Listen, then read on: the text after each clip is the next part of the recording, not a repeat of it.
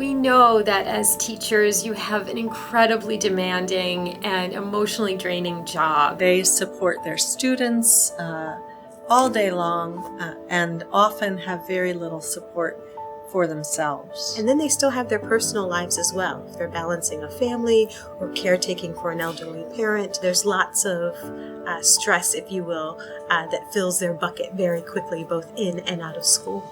My name is Tamar Mendelson. I'm an associate professor in the Department of Mental Health at the Johns Hopkins Bloomberg School of Public Health. My name is Erica Sabinga. I'm a pediatrician and mindfulness researcher at Johns Hopkins School of Medicine. My name is Tawana Kane.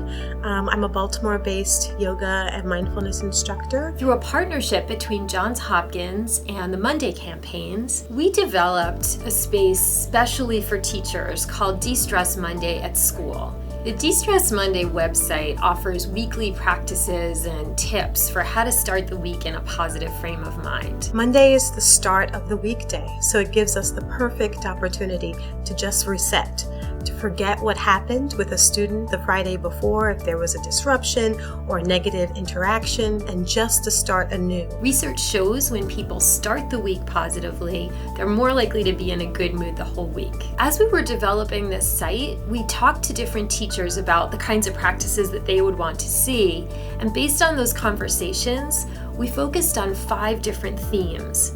These are starting the day, improving focus, calming the mind, boosting energy, and connecting with others. So you have a really wonderful menu of options that you can choose from that really fits where you are. Each week, you'll get practices related to one of these 5 themes. Some of the practices will be for you, and some will be for your students. These are simple, easy to understand, brief practices that anyone can do.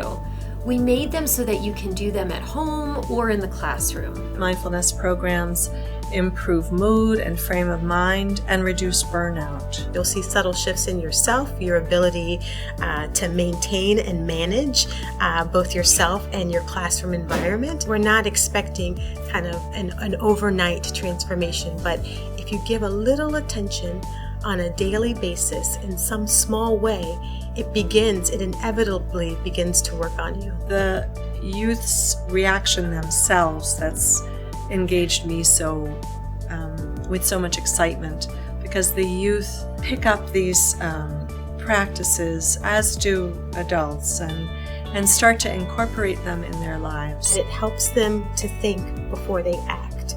And if we can just put that small space in between a trigger or an impetus and how the student responds, it can make a world of difference. When you and your students are both practicing these ways of dealing with stress, it may help shift your classroom atmosphere to being more compassionate, calmer, and a better environment for learning. In my work with adults and with teachers, I find that the thing that they report as being one of the most stressful things is their inability to change things. But what we can do is change our relationship to how we experience those changes, those stressors, those triggers, so that they don't really consume all of who we are. What we hope is that this site can help support you in what you do and can offer you easy, quick ways of recharging your energy, handling the pressures on you and on your students, and creating a really positive climate for learning. Start the week